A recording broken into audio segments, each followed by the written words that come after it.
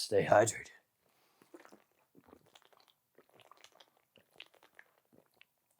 Hydration is key. I'm dying.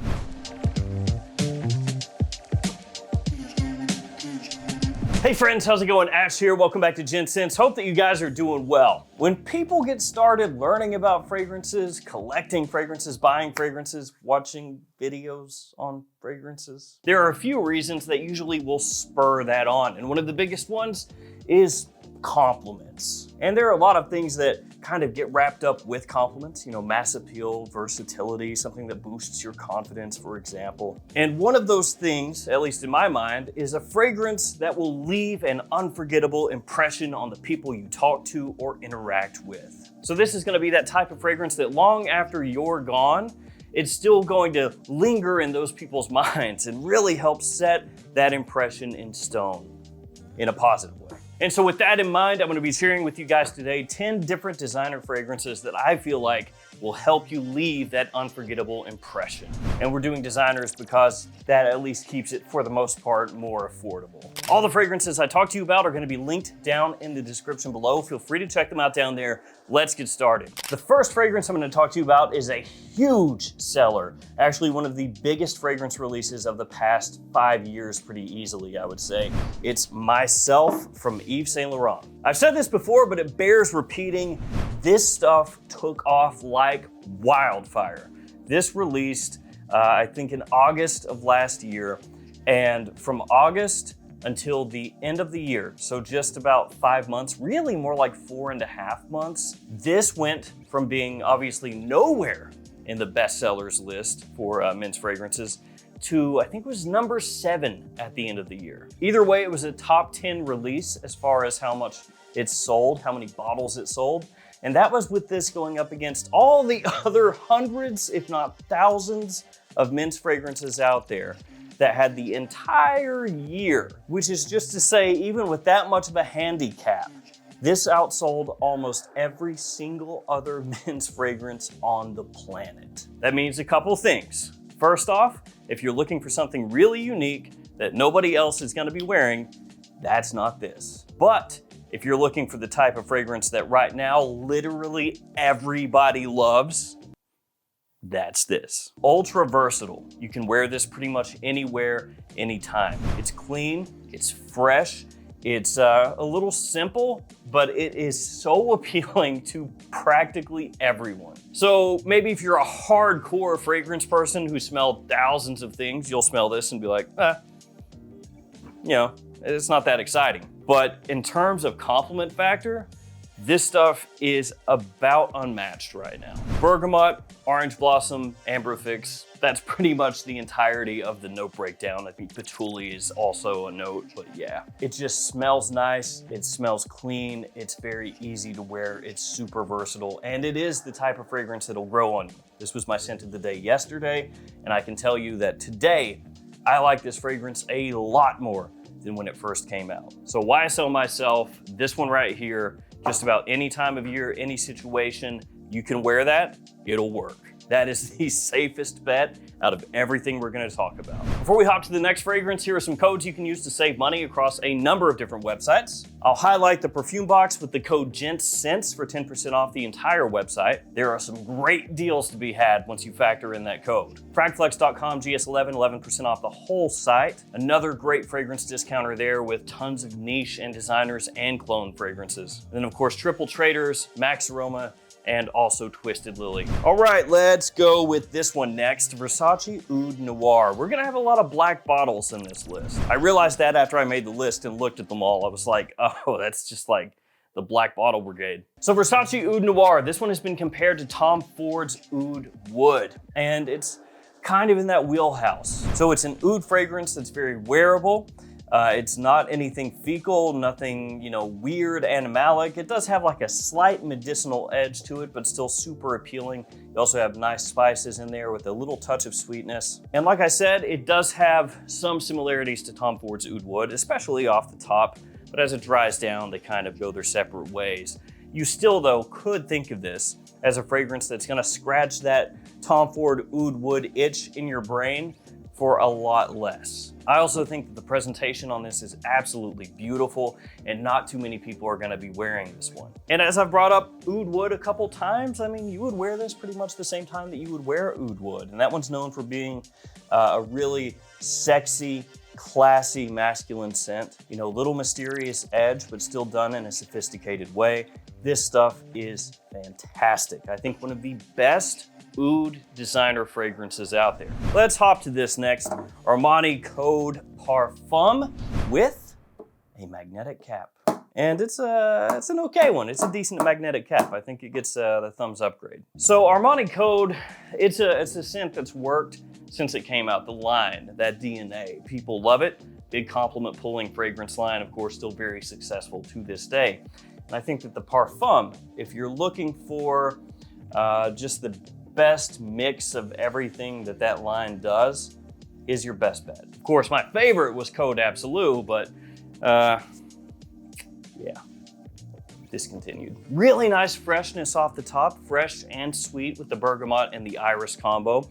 It doesn't go too makeup-y, too lipsticky, too creamy, so that's really good because it makes it more wearable for more people. And as it dries down, you get a nice tonka cedar mix, keeps things very classy, very elegant. And even though this is a parfum flanker, so you would think, oh, it's gonna be really heavy just for wintertime only, because it has that nice freshness off the top, it gives it more wearability. I think you can wear this easily in winter, spring, and fall. During summer, you could pull it off too. Maybe don't go as heavy, but you could do it. And I think it's good both daytime or evening.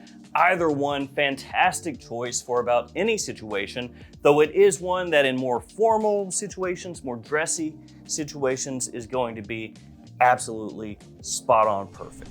Let's go Dior up next with Fahrenheit Le Parfum. Now, the original Fahrenheit is known as a masculine masterpiece, or some people would call it a masculine masterpiece. Some people would maybe not go that far, but I think they could still call it a classic. I say that because the original Fahrenheit can be a little divisive depending on how you like the opening, because it does have kind of a petrol gasoline smell to it, which I've always been in love with. I think it is awesome. I think it's super unique. You can tell right away, oh, Fahrenheit. But some people don't like that, which, to be fair, at the time that Fahrenheit was coming out, fragrances seem to take, in general, more of a chance. That led to some fragrances that really broke the mold, and it led to some fragrances where people would smell them and just go, and some fragrances actually did a bit of both of those things. So I say that, and you may go, oh, well, that sounds gross. I don't want gasoline to be coming off my body. That's not really the vibe I'm going for.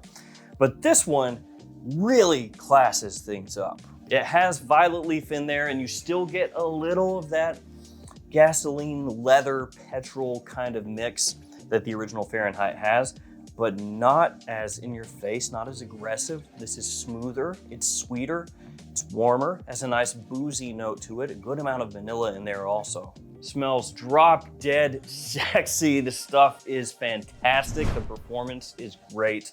The only drawback is it is pricey because it's a Christian Dior and it's a Le Parfum flanker. Put those two together and you're gonna be paying closer to $200 than one. After that, Le Male Le Parfum from Jean Paul Gaultier. Yeah, this stuff is exquisite. I don't throw out descriptors like that very often. Exquisite, opulent, but that's what this is. Of course, Le Male Elixir also is a fine choice, and if you went with that one, I wouldn't blame you. I guess, you know, the black bottle just matches better here, doesn't it? This has cardamom, lavender, iris, and vanilla as some of the notes in the fragrance. This is gonna be better suited for fall and winter, and it does lean more toward an evening type of scent profile. But as I say often, if you really like it, you can wear it about whenever. You just have to know how well it works on you and adjust your sprays up or down depending on where you're going, what you're doing, the temperature, etc. But yeah, if you were gonna say what's the best time, fall, winter, evening. Great performance on this one. Has a touch of a powdery feel, but it's not that overdone powder where it goes like full on soapy or starts to overwhelm the fragrance, overwhelm the scent profile. It is masterfully done. A great reimagining, a modern reimagining of the original Le Male, done with an elegant evening twist. This is amazing. Let's go YSL again, and another blacked out YSL bottle. This one is Y Le Parfum. Yeah, a lot of parfums going on over here. Perfumes, Profumos. This is similar to Y Eau de Parfum in a number of ways, but it's a little more evening-centric, a little more grown up than Y Eau de Parfum, but it still maintains that compliment factor, that mass appeal, and that versatility that YEDP has. This stuff really just grabs your attention right away. This is one where the opening is going to wow people, the mid is going to wow people, the dry down is going to wow people. The performance is there. It has everything that you would want in a scent. Honestly, Y Elixir, I mean, I know some people are gonna really jive with Y Elixir, really like it, the new release, but for what Y does and having the DNA of a Y fragrance, I think this is just so much better than Y Elixir. It costs less, it has better performance, it's a bigger compliment puller. It's just like, why do you exist, Y Elixir? Go back in your cave. So just for me personally, you know, when I view Y Elixir and I view this one, I'm like, don't pick this up by the cap, that's what I'm like. Was this made out of lead? Like the cap can't pick this up, it's just too heavy? Yeah, oof.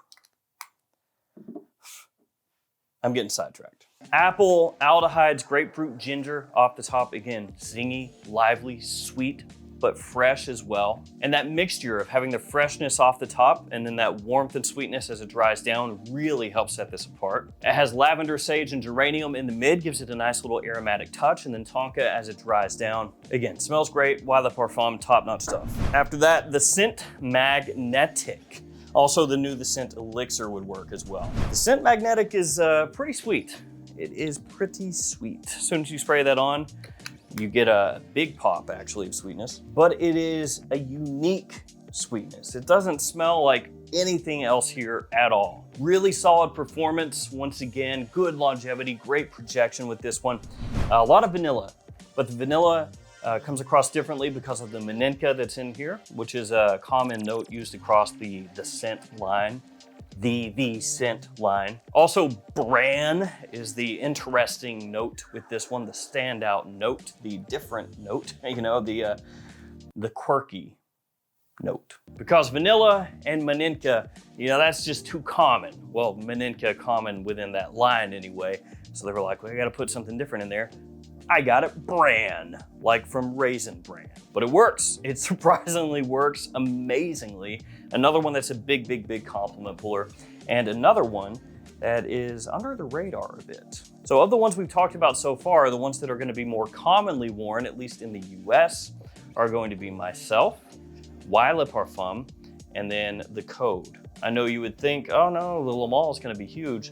In the US, it does not actually sell as much as those others, which is a good thing for us to know. Luna Rossa Black is gonna be my next choice, and this is just a personal love. Luna Rossa Black is my favorite in the Luna Rossa line. That's not the most popular.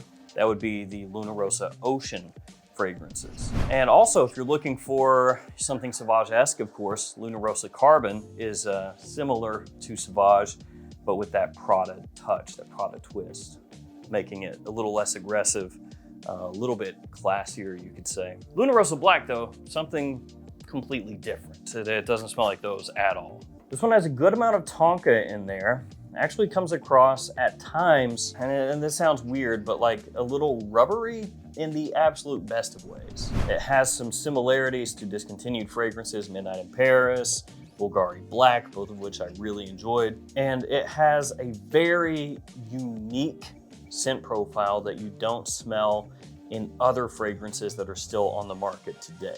And along with that tonka, there are also notes in here of amber, angelica, and patchouli, as well as musk. Really well done. It stands alone in the Prada Luna Rossa line. It doesn't have similarities with really anything else in that line to me. And again, my favorite one. I think it's the most unique, the most interesting. After that, we got Reserve Privee from Givenchy. Just a banger of an iris fragrance. You know, you gotta put at least one iris fragrance in here, and instead I put one obviously iris forward fragrance, and then two that had iris as a nice support note. So this one, like I said, iris forward, a little bit in that creamy style, you know, that kind of makeup-y style, but then you also have a really wonderful boozy note that's in here. Helps elevate the whole thing. A little bit of sweetness, warmth imparted from that. Also have a solid amount of woodiness in here as the fragrance dries down, some chestnut as well. And this one is gonna be more fall and winter time. So is Luna Rossa Black, I didn't really mention that, but fall, winter time, this is not one that I think you can, you know, pull out in the middle of summer. It probably isn't gonna really work so well. Actually, really most of these are a little bit more fall, winter centric. But this, classy, sophisticated, sexy, fantastic fragrance. And we're gonna finish it up with Bleu de Chanel Parfum. Bleu de Chanel Parfum is just an excellent, excellent designer blue fragrance. It is so well done. It doesn't come across smelling cheap. It doesn't come across overly youthful, but younger guys can still wear it. It just doesn't have that overdose of saccharine sweetness. You have lemon zest in there, citrus, lavender, good amount of woodiness as the fragrance dries down. Only real drawback is it's a Chanel, and it is a parfum flanker of a Chanel, which, going back to the Dior, means it's not gonna be cheap. But I think of all of the big designer blue fragrances out there, if you're looking for the one that is going to work the best in a more formal setting, it's that one. Especially when you take into account mainly just the big three, which is going to be Y, Sauvage, and Bleu de Chanel. I think across all of those lines, that the best of the best for formal settings are Bleu de Chanel Parfum and probably Sauvage Elixir. But of the two, Sauvage Elixir is going to be the louder one, you know, the more in-your-face one. Bleu de Chanel Parfum, you can play that one a little bit closer, a little more subtle if you wanted to. So there we go, those right there, those will make an amazing impression. Thanks so much for hanging with me. Stay safe out there. I'll see you tomorrow with another fragrance video. See you guys later.